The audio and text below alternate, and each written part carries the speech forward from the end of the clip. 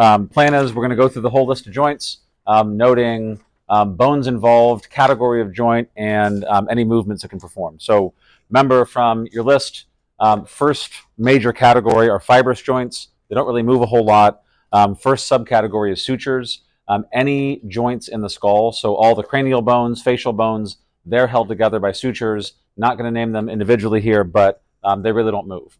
The temporomandibular joint is the exception to that. And temporomandibular, remember, is a synovial joint. It has characteristics of both a hinge and a condylar. So the movements, elevation and depression, elevation, jaw up, depression, jaw down. There's also some side-to-side and rocking movement, but we're not going to worry about that too much. Okay, so sutures are fibrous joints. Temporomandibular is a synovial joint. Moving down, I'm just going to sort of go in anatomical order here. After that, head has to connect to the vertebral column somewhere. So this joint where the skull sits on C1, that is the atlanto-occipital joint. Atlanto because C1 is also called the atlas, and occipital because this is the occipital bone, the base of the skull. That's a condylar joint, right? You can flex and extend, look up and down. It can also move side to side like this. We would call that lateral flexion because the joint's part of the midline. You can't actually call it abduction and adduction.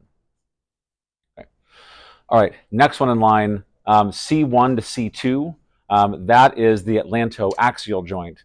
Atlas to axis, that is a pivot joint. All it does is rotate. So that's rotation of the head on the neck.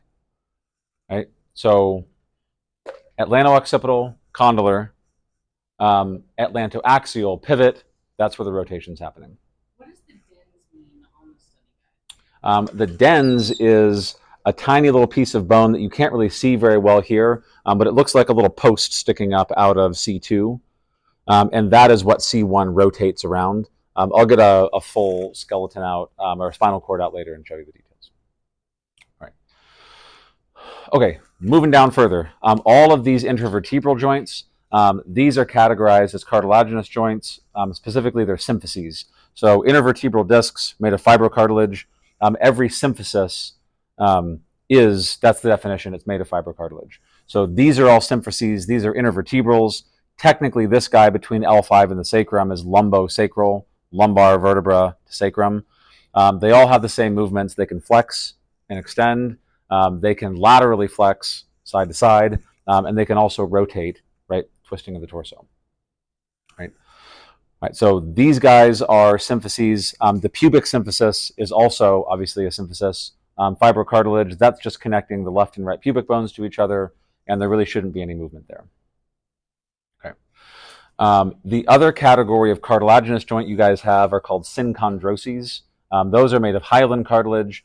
All of these joints linking the ribs to the sternum are synchondroses, and we give them two different names. These borders where the ribs connect to cartilage, those are costochondral joints.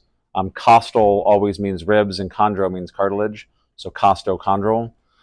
Where they hit the sternum, we call those costosternal joints, right?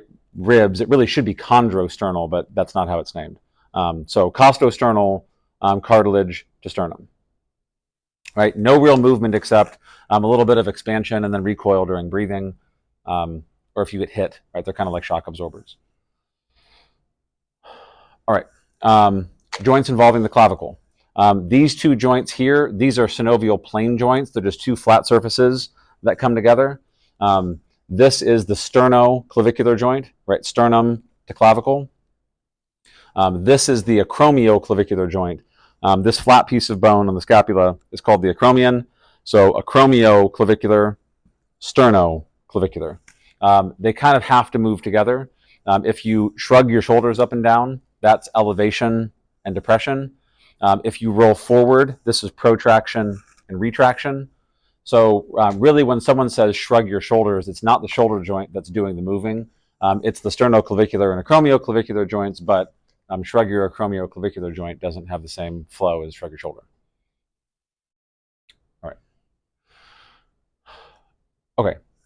Might as well just do the shoulder next. So shoulder joint, this is the head of the humerus, connecting to the scapula. Specifically, this part of the scapula is called the glenoid cavity, which is why if you're being real technical, this is the glenohumeral joint, but we're just going to call it a shoulder. And it's a ball and socket. Movements would be flexion and extension, abduction and adduction, and we can also make it rotate, right? That's rotation. Right. All right. Elbow has multiple joints in it. The first, this is the humero-ulnar joint. That is the hinge part of the elbow, right? That's flexion, that's extension. So this would be the proximal end of the ulna to the distal end of the humerus, right? And the other component is the radio-ulnar joint, right? This is the radius, this is the ulna, that's rotation, right? This is radio-ulnar movement. It's really not happening at the wrist, even though like it looks like it is. The movement is all happening back here. The radius spins in a little groove within the ulna. So radio-ulnar, pivot, rotation, humero-ulnar, hinge, flex and extend. All right. Okay, a little further down, the wrist is technically two joints.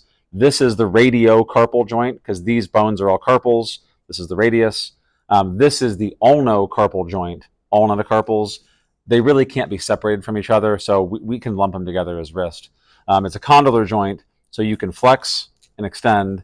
It can also abduct and adduct, right? So flex, extend, abduct, adduct, condylar. But no rotation. The rotation's all back here. All right, within the hand, these are carpals. These are all metacarpals. Remember, the metacarpals, we just number 1 through 5. So that's metacarpal 1, that's metacarpal 5. These are all phalanges. The thumb has 2 phalanges, proximal and distal. All of the other fingers have 4, proximal, middle, distal. So you would name this this would be the second proximal phalange, second middle, second distal, third proximal, third middle, third distal, etc., all the way out to last finger is number 5. Okay, so if these are metacarpals and these are phalanges, these joints, the same ones that are on your knuckles, on your hand, those are metacarpophalangeals, right? They're condylars. They can flex and extend. They can also spread apart, abduct, adduct. If you get technical, you can call that interphalangeal deviation, but we're just going to call it abduction and adduction. Right?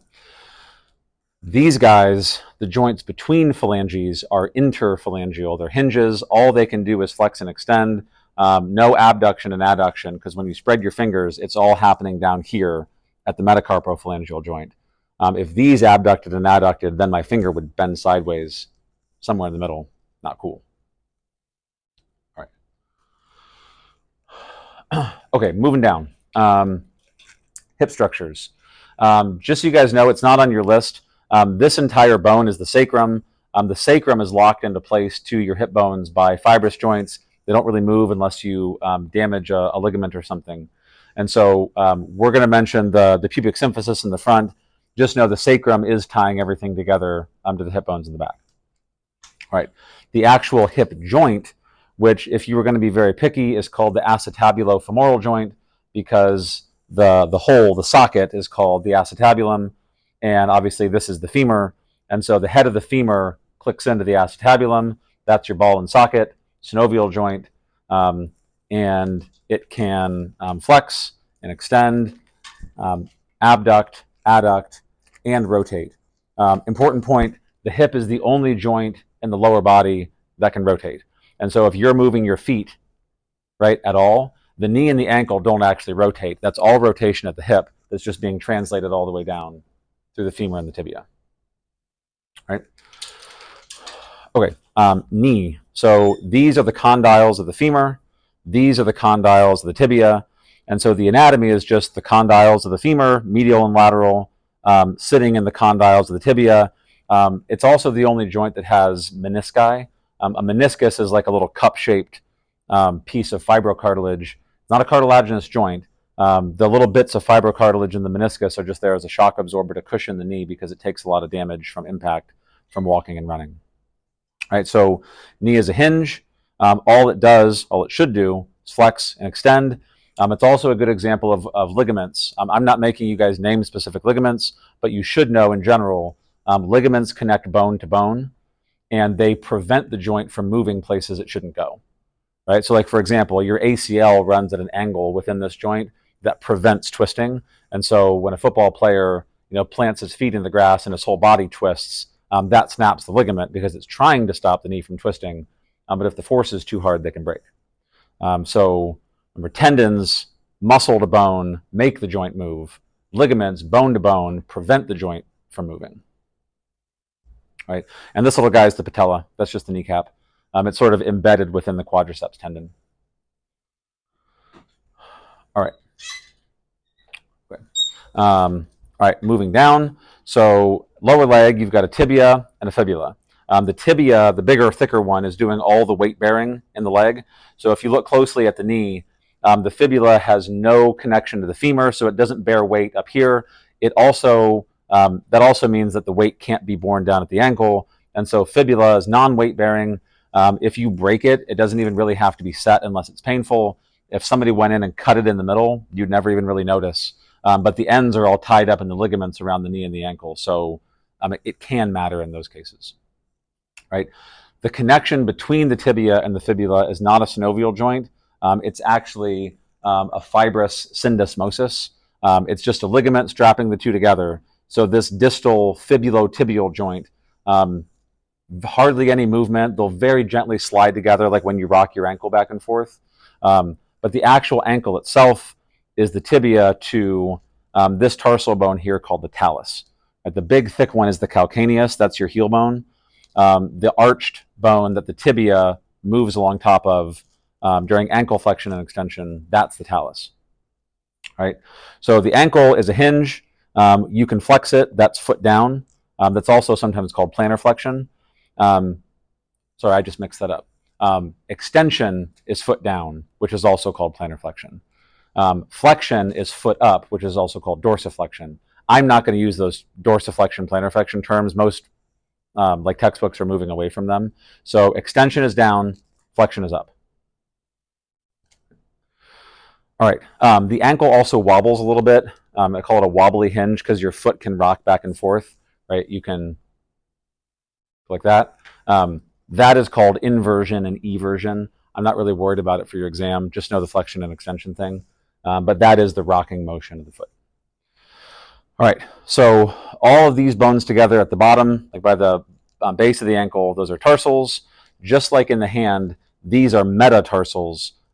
Big toe is 1, fifth toe is 5, so metatarsal 1, 2, 3, 4, 5. And phalanges are identical. First, second, third, fourth, fifth, proximal, middle, distal. Big toe, just like the thumb, only has 2. So proximal and distal, there is no first, middle phalange in the big toe, just like the thumb. All right, and the joints are also the same, just swap out carpal for tarsal. So these are metatarso-phalangeal joints, right? Those are where your toe, like the base of your toe, connects to your foot, and they're condylar. So just like these joints at your knuckle, they can flex and extend. They can also spread apart. You can spread your toes a little bit. Those are condylars. Interphalangeals between toes, same as the fingers. Those are just hinges. All they do is flex and extend. All right. Did I miss any?